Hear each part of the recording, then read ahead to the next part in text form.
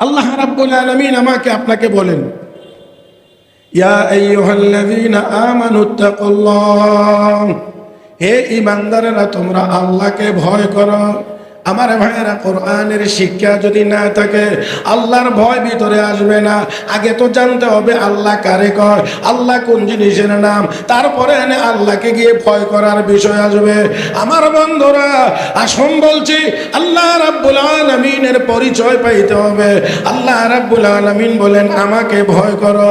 ও বন্ধু, আসমান জমিন যিনি বানাইছেন, আমাকে আপনাকে যিনি বানাইছেন, সব কিছু যিনি নিয়ন্ত্রণ করেন, সূর্যটা পূর্ব দিকে ওঠে, পশ্চিম দিকে ডুবে, ও বন্ধুরা যার নির্দেশে, ও ভাইয়েরা, সমুদ্রের পানি একই সাথে চলে, একটা আরেকটার সাথে মিশে না।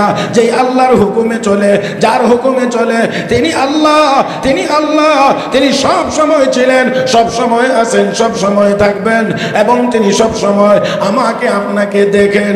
আমার বন্ধুরা, আবার আমাকে আপনাকে দুনিয়ায় পাঠাইছেন, দুনিয়া থেকে নিয়ে যাবেন, আমার আপনার কাছ থেকে দুনিয়ার হিসাব নেবেন। যদি হিসাব সঠিক হয় তাহলে আরাম আনন্দের ব্যবস্থা আছে জান্নাত। পক্ষান্তরে যদি হিসাব ঠিক না হয় তাহলে আমাকে আপনাকে জ্বলতে হবে জাহান্নামের আগুনে। এই জন্য রব্বে কারীম কয়, রে বান্দা বান্দি, কাইফা তাকফুরুনা বিল্লাহি ওয়া কুনতুম আমওয়াতা, তুই তো ছিলে না, নিষ্প্রাণ ছিলে, আমি আল্লাহ তোরে বানাইলাম, আবার তোকে মৃত্যু দেব, আবার তোকে আমার দরবারে হাজির করব। এরে বান্দা, আমার সামনে আসতে হবে, মনে করবে না দুনিয়াটাই সব শেষ, এই দুনিয়াটাই সব শেষ, দুনিয়াতে চলে যাওয়ার পরে আর কিছুই হবে না, কিছুই থাকবে না। না না না, আমার দরবারে হাজিরা দেওয়া লাগবে, জীবনের হিসাব দেওয়া লাগবে। ও বন্ধুরা, আল্লাহ রাব্বুল আলামিন আমাকে আপনাকে বলেন, কেমন করে নাফরমানি করতে পারিস? তুই কি দুনিয়া পাইয়া মনে করতে আসিস এই দুনিয়াটাই সব, আর কোনো কিছুই নাই? না না না, আমার বন্ধুরা, আল্লাহ বলেন বান্দা আমার কাছে ফিরে আসতে হবে, জবাব দিতে হবে। এই জন্য আমি আল্লাহকে ভয় কর। আমার বন্ধুরা, আল্লাহকে ভয় করার অর্থ হলো আল্লাহর ভয়ে গুনার কাজ ছেড়ে দাও, গুনার কাজ ছেড়ে দাও। আল্লাহর ভয় ভিতরে থাকলে একজন মানুষ গুনার কাজ ছাড়তে পারে। ও মুসলমান, আলামাতুত তাকওয়া আরবাতুন, আল্লাহর ভয় ভিতরে আছে না নাই? এটার আলামত হলো চারটা, এটার আলামত হলো চারটা। এক নাম্বার আল খাউফু বিল জালিল, আল্লাহর ভয় সদা সর্বদা কলবে থাকা। দুই নাম্বার আল আমালু বিত তানজিল, কোরআন সুন্নাত মোতাবেক আমল করা। তিন নাম্বার হলো ওর রিদা বিল কলিল, আল্লাহর দেওয়া রিজিকের উপরে অল্প হলেও সন্তুষ্ট থাকা, অল্পের উপরে সন্তুষ্ট থাকা। চার নাম্বার হলো ওয়াল ইস্তিদাদু বির রাহিল, মরণের জন্য সদা সর্বদা প্রস্তুত থাকা। এটার নাম হলো, এই চারটা আলামত যার মধ্যে আছে বুঝতে হবে তার ভিতরে আল্লাহর ভয় আছে, তাকওয়া আছে। আমার বন্ধুরা, আর যদি এমন আলামত থাকে ওই লোকটা গুনার কাজ করতে পারে না, পারবেও না। আল্লাহর ভয় থাকলে গুনার কাজ হবে না, যদি হয়ে যায় তওবা করে ফেলবে সাথে সাথে। কারণ ভয় থাকলে সে আর গুনার কাজ উপরে প্রতিষ্ঠিত থাকবে না, সে অবশ্যই আল্লাহর দরবারে তওবা করবে, আর তওবার দ্বারা আল্লাহ গুনাহ মাফ করে দিবেন। শুধু এতটুকু না, আল্লাহ বলেন গুনাহ মাফ করে দেব, গুনাহকে সওয়াব দ্বারা বদলায় দেব। তিন নাম্বার, আমি আল্লাহ তওবাকারীকে নিজে ভালোবাসবো। চার নাম্বার, আমি আল্লাহ সফলতার চাবিকাঠি ওই তওবাকারী বান্দার হাতে উঠাইয়া দেব। তুবু ইলাল্লাহি জামিআন আইয়ুহাল মুমিনুন লাআল্লাকুম তুফলিহুন, আল্লাহর দরবারে সব মুমিন তওবা করো, তাহলে সফলতা ফিরে আসবে। আমার ভাইয়েরা, এবারে আসেন, আমাদের দ্বারা অনেক গুনার কাজ হয়ে গেছে, অনেক গুনার কাজ হয়ে গেছে, যে গুনাহের কারণে আল্লাহর আযাব আর গজবের আলামত আমরা দেখতে পাচ্ছি। অতএব এর থেকে যদি বাঁচতে হয় তাহলে কি করতে হবে? আল্লাহ রাব্বুল আলামিন বলেন, ওয়ামা কানাল্লাহু মুআযযিবাহুম ওয়া আনতা ফীহিম, হাবিব আপনি যদি থাকেন, আপনি যেই জনপদে থাকবেন, আপনার বরকতে আমি এই জনপদে আযাব দেব না। এই কারণে মক্কার কাফের বেঈমানরা নবীর সাথে হাজারো বেয়াদবি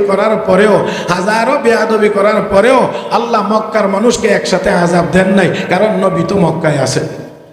নবীর জাত, নবীর সত্তা, নবীর দেহ মুবারক, নবীর দুনিয়াতে থাকা, এটাই হলো রহমত। ওমা আরসালনাকা ইল্লা রাহমাতাল লিল আলামিন, রহমত হিসেবে প্রেরণ করেছি। এই জন্য নবীর উপস্থিতিতে, নবীর উপস্থিত থাকাটা আল্লাহর হাবিব রাহমাতুল্লিল আলামিনের জীবদ্দশায় আল্লাহ আযাব দেন না। ও মুসলমান, আর দ্বিতীয় নম্বর হলো ওমা কানাল্লাহু মুআযিবাহুম ওয়া হুম ইস্তাগফিরুন। আল্লাহ বলেন কোন জাতি যদি বেশি পরিমাণে ইস্তিগফার করে, আমার কাছে গুনাহ মাফ চাইতে থাকে, তওবা করতে থাকে, তাহলে আমি আল্লাহ তাদেরকে আযাব দেই না। আমি আল্লাহ তাদেরকে আযাব দেই না। তাহলে আমাদের অন্যতম করণীয় কাজ হলো যে গুনাহ আমরা করে ফেলেছি সেই জন্যে আল্লাহর কাছে ক্ষমা চাওয়া। পারবো না ইনশাআল্লাহ? জোরে কর না, পারবো না ইনশাআল্লাহ? আল্লাহ সবাইকে তৌফিক দান করুন। বেশি পরিমাণে ইস্তিগফার, উঠতে বসতে ইস্তিগফার, আস্তাগফিরুল্লাহ আস্তাগফিরুল্লাহ আস্তাগফিরুল্লাহ আস্তাগফিরুল্লাহ আস্তাগফিরুল্লাহ আস্তাগফিরুল্লাহ বেশি পরিমাণে পড়লে আল্লাহর হাবিব রাহমাতুল্লিল আলামিন বলেন নগদ 3টা পুরস্কার। কয়টা? নগদ 3টা পুরস্কার। আল্লাহ নবী বলেন মান লাজিমাল ইস্তিগফার জাআলাল্লাহু লাহু মিন কুল্লি হাম্মিন ফারাজা। আল্লাহ রাব্বুল আলামিন ইস্তিগফারের বরকতে সব টেনশন চিন্তা দূর করে দিবেন। আল্লাহ, কত মানুষের কত চিন্তা, কত দুশ্চিন্তা, কত টেনশন। বুজুর্গদের কাছে গেলে এই কথাই বলে দে, অন্তত সকালে 1000 বার, বিকালে 1000 বার, 2000 বার ইস্তিগফার করো, আল্লাহর কাছে কান্নাকাটি করো। মুহতারাম হাজিরিন, আরো যদি দ্রুত ফয়সালা বা সমাধান চান, আপনার সমস্যার সমাধান, তাহলে 12000 বার ইস্তিগফার করে আল্লাহর কাছে দোয়া করলে অবশ্যই আশা করা যায় আল্লাহ রাব্বুল আলামিন আপনার সমস্যার সমাধান করে দেবেন। আমার ভাইয়েরা, তাহলে আসুন, আমি সময় কম, কথা তো বাড়ানো যাবে না, এই জন্যে খুব সংক্ষেপ করে বলছি। আল্লাহ রাব্বুল আলামিন এই আয়াতে প্রথম নির্দেশ দিয়েছেন ইয়া আইয়ুহাল্লাযীনা আমানুত্তাকুল্লাহ, হে ঈমানদাররা ভয় করো আল্লাহকে। আল্লাহর ভয় থাকলে গুনার কাজ হবে না। এখন একটা কথা হলো, যতই আমরা বলি আল্লাহকে ভয় করো, আল্লাহকে ভয় করো, আল্লাহকে ভয় করো, এটা কথা, এই কথাটা হৃদয়ে বসে যাওয়া, হৃদয়ে গেঁথে যাওয়া, হৃদয়ে স্থাপিত হওয়া, এটা একেবারে এত সহজ জিনিস না। আমার বন্ধুরা, বাচ্চা দুধ পান করে, মায়ের বুকের দুধ পান করে 2 বছর পর্যন্ত। 2 বছর পরে এই বাচ্চাকে যখন দুধ ছাড়াইতে যায়, তখন কি এত সহজে বাচ্চা দুধ ছেড়ে দেয়? অনেক কষ্ট করতে হয়, বাচ্চাকে ফিরাইতে গিয়ে অনেক কষ্ট করতে হয়। অনেক সময় অনেক মায়েরা নিম পাতা বেটে বুকের মধ্যে মেখে রাখে, যাতে করে বাচ্চার মুখ লাগলে তিতা লাগে, এই দিকে যেন আর অগ্রসর না হয়। ওই দুধ পান করা বাচ্চা, মায়ের দুধ ছেড়ে দেওয়া, তাকে ছাড়ানোটা যত কষ্টকর, গুনাহের বদ অভ্যাস ছেড়ে দেওয়াটা তার চাইতে আরো বেশি কষ্টকর। দেখেন না, একটু খেয়াল করে, আমরা যে গুনার কাজগুলো করছি, কয়টা গুনাহ এই পর্যন্ত ছাড়তে পারছি? অনেক গুনার কাজের মধ্যে আমরা অনেকভাবে লিপ্ত, কয়টা গুনার কাজ আমরা ছাড়তে পারছি? আমি আপনাদেরকে বলছি না, প্রত্যেকেই নিজেরটার উপর একটু হিসাব করি যে আমি যে গুনার কাজগুলো করতে আসি, কতটা গুনার কাজ ছেড়ে দিতে পারছি। আমার বন্ধুরা, এটা অনেক কঠিন কাজ, অনেক কঠিন। আর আল্লাহকে ভয় করো কথাটা বললেই আল্লাহর ভয় কলবে চলে আসে না। আমার বন্ধুরা, এর জন্যও একটু ট্রেনিং, একটু প্রশিক্ষণের প্রয়োজন হয়। সব কিছুর জন্যেই ট্রেনিং আর প্রশিক্ষণের প্রয়োজন হয়। এই জন্যে আল্লাহ রাব্বুল আলামিন সাথে আবার এই কথাও বলে দিয়েছেন, ওয়া কুনু মা'আস সাদিকিন, আল্লাহওয়ালাদের সঙ্গী হও, আল্লাহওয়ালাদের সঙ্গী হও।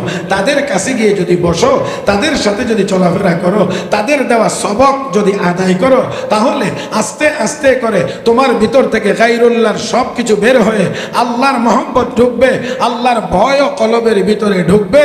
আমার বন্ধুরা, এই জন্যে রাহমাতুল্লিল আলামিন নবী মুহাম্মদুর রাসূলুল্লাহ সাল্লাল্লাহু আলাইহি ওয়াসাল্লাম, নবী মুহাম্মদুর রাসূলুল্লাহ সাল্লাল্লাহু আলাইহি ওয়াসাল্লামের অন্যতম একটা দায়িত্ব ছিল ওয়ায়ুযাক্কিহিম। হাবিব, আপনার কাছে যারা কালেমা পড়ে মুসলমান হবে, আপনি তাদের আত্মশুদ্ধি করবেন। কলবের ভিতরে কিছু রোগ আছে, এইগুলো বের করবেন, আর কিছু গুণ আছে, এইগুলো তাদের কলবে ঢুকানোর চেষ্টা করবেন। ও মুসলমান, এই জন্যে তাসাউফের সমস্ত কথাকে যদি আপনি দুইটা শব্দের ভিতরে আনতে চান তাহলে দুইটা শব্দ হবে, একটা হলো তাখলিয়া আর একটা হলো তাহলিয়া। তাখলিয়া মানে ভিতর থেকে যাবতীয় বদ অভ্যাসগুলোকে বের করে কলবটাকে একমাত্র আল্লাহর জন্য খালি করা। কার জন্যে? আল্লাহর জন্য খালি করা। আর তাহলিয়া মানে হলো আবার নতুন করে 10টা গুণ দিয়ে কলবটাকে সাজানো। আমার বন্ধুরা, কলবের রোগও 10টা, কলবের গুণও 10টা। এই 10টা যদি বের করা যায়, গুণ 10টা যদি ঢুকানো যায়, তাহলে আপনি পরিপূর্ণ ইমানদার, আপনি পরিপূর্ণ কামেল মোমেন আমার বন্ধুরা। আর তা যতক্ষণ পর্যন্ত না হবে ততক্ষণ পর্যন্ত পরিপূর্ণ হতে পারবো না। আর পরিপূর্ণ যদি না হতে পারি তাহলে দুনিয়াতেও লাঞ্ছনা, পরকালেও আযাব। আর এই পূর্ণতা ততক্ষণ পর্যন্ত আসবে না যতক্ষণ পর্যন্ত কোনো আল্লাহ ওয়ালার সোহবতে কেউ সময় কাটাইবে না, ততক্ষণ পর্যন্ত হতে পারে না। কেউ কেউ বলবেন কোরআন হাদিস আমাদের সামনে আছে, কোরআন হাদিস থাকতে আমরা আবার কার কাছে যাইতে হবে, কোন বুজুর্গের কাছে যাইতে হবে? আমার বন্ধুরা, ডাক্তার হওয়ার বই বাজারে আছে, ইঞ্জিনিয়ার হওয়ার বই বাজারে আছে, কিন্তু সেইগুলো পড়েই কেউ ডাক্তার হতে পারে না, কেউ ইঞ্জিনিয়ার হইতে পারে না। নিয়মতান্ত্রিকভাবে তাকে একটা নির্দিষ্ট মেয়াদে টিচারের তত্ত্বাবধানে পড়ালেখা করতে হয়। তারপরেও পরীক্ষা দেওয়ার পরে MBBS কোর্স কমপ্লিট, লেখাপড়া শেষ, পরীক্ষায় পাশ করেছে, তারপরেও একজন ডাক্তার আর একজন বড় ডাক্তারের পিছনে আরো কিছুদিন সময় দেওয়া লাগে, তারপরে সে তার প্র্যাকটিসে আসতে পারে। আমার বন্ধুরা, তাহলে একাডেমিক সবকিছু শেষ করার পরেও যদি বড় ডাক্তারের পিছনে দৌড়াইতে হয় ডাক্তার হওয়ার জন্য, তাহলে অবশ্যই অবশ্যই কোরআন হাদিস থাকার পরেও কোরআন হাদিসের যারা অভিজ্ঞ শিক্ষক ওই ডাক্তারদের পিছনে দৌড়াই নিজেকে কামেল এবং পরিপূর্ণ করতে হয়। আমার ভাইয়েরা, তো আল্লাহ রাব্বুল আলামিন বলেন ওয়াকুনু মা'আস সাদিকিন, আল্লাহ ওয়ালাদের সঙ্গী হও, আল্লাহ ওয়ালাদের সঙ্গী হও। আমার বন্ধুরা, আমরা যদি আল্লাহ ওয়ালাদের সঙ্গী হতে পারি তাহলে আমরাও আল্লাহ ওয়ালা হতে পারবো। একেবারেই সহজ কথা, একেবারেই কমন কথা।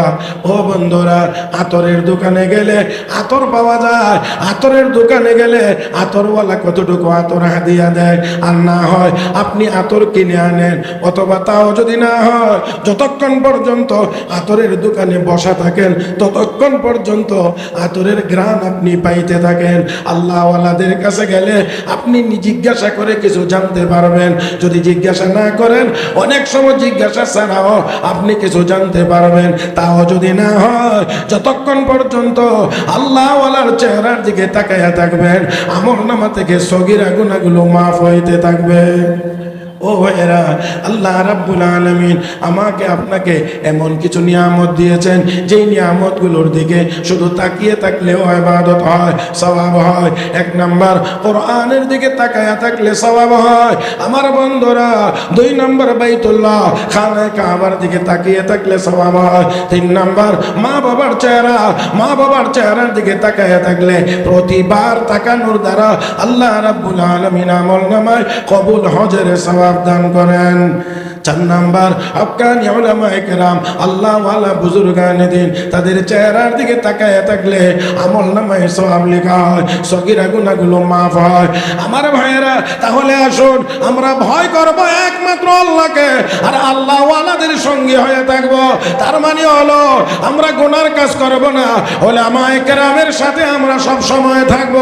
আমার বন্ধু, যদি উলামায়ে কেরামের সাথে আমরা থাকতে পারি, যদি থাকতে পারি, আমাদের ঈমান আমল কোন চক্রান্তকারীরা কখনোই ধ্বংস করতে পারবে না। উলামায়ে কেরামের সাথে যদি আমরা থাকি তাহলে আমাদের ঈমান আর আমল কেউ ধ্বংস করতে পারবে না। বন্ধুরা, উলামায়ে কেরামের সাথে যদি না থাকি, আলাদা বিক্ষিপ্ত থাকি, যেমন করে রাখাল না থাকলে ছাগল নিরাপদ না, যেমন যে কোনো সময় যে কোনো দুর্ঘটনা ঘটতে পারে। হক্কানি উলামায়ে কেরামের ছায়া যদি আমাদের উপরে না থাকে, আমাদের ঈমানও যে কোনো সময় ধ্বংস হয়ে যেতে পারে। তাই আসুন আমরা এই আসরের নামাজের আগে এই বরকতি সময়ে আমরা এখানে যারা বসেছি, প্যারে হাজিরিন, আমরা একমাত্র আল্লাহকে ভয় করি। আল্লাহকে ভয় করলে গায়রুল্লাহর ভয়ও কলবের ভিতরে থাকে না। গায়রুল্লাহর ভয় কলবের ভিতরে থাকে না, যেটা আমাদেরকে পেয়ে বসেছে। যার কারণে 200 কোটি মুসলমান থাকার পরেও আমরা আমাদের ন্যায্য কথাটা দুনিয়ার কাফের বেঈমানদের সামনে বলতে পারি না, ন্যায্য কথাটা বলতে পারি না, কারণ গায়রুল্লাহর ভয় আমাদের ভিতরে ঢুকে পড়েছে। অথচ আল্লাহর নাম, অস্ত্রও বেশি ছিল না, তাদের হাতে টাকা পয়সাও বেশি ছিল না, অন্যান্য সাজ সরঞ্জাম কোনো কিছুই বেশি ছিল না, কিন্তু তাদের ভিতরে ঈমান মজবুত ছিল, তাদের ভিতরে আল্লাহর ভয় ছিল। এজন্য কোনো গুনাহের কাজে লিপ্ত হয় নাই। হযরত সাদ ইবনে আবি ওয়াক্কাসকে জিজ্ঞেস করা হয়েছিল, আপনি যে 30,000 সৈনিক নিয়ে নদীতে ঝাঁপ দেওয়ার সিদ্ধান্ত নিলেন, 30,000 মানুষ রাতের বেলা এই খরস্রোতা নদীতে ঝাঁপ দিলে এমনিতেই তো কয়েকজন অ্যাক্সিডেন্ট করে মারা যাওয়ার কথা, লাথি টাতি লেগেও তো মানুষ কয়েকজন হারিয়ে যাওয়ার কথা, পানিতে ডুবে যাওয়ার কথা, আপনি এমন সিদ্ধান্ত কেমন করে দিতে পারলেন? হযরত সাদ ইবনে আবি ওয়াক্কাস রাদিয়াল্লাহু তাআলা তিনি বলেন, আমি আমার এই নির্দেশ দেওয়ার আগে সকল সৈনিকের চেহারার দিকে তাকিয়ে দেখতে পেয়েছি একজনের চেহারার মধ্যেও গুনাহের কোনো কালো দাগ দেখা যায় না। এটা এই দেখা না, এটা আমার আপনার এই চোখের দেখা না, এটা এই দেখার জন্যে আবার আলাদা চোখের দরকার হয়, এটা আলাদা যোগ্যতার দরকার হয়। আমার ভাইয়েরা, এটা এই দেখা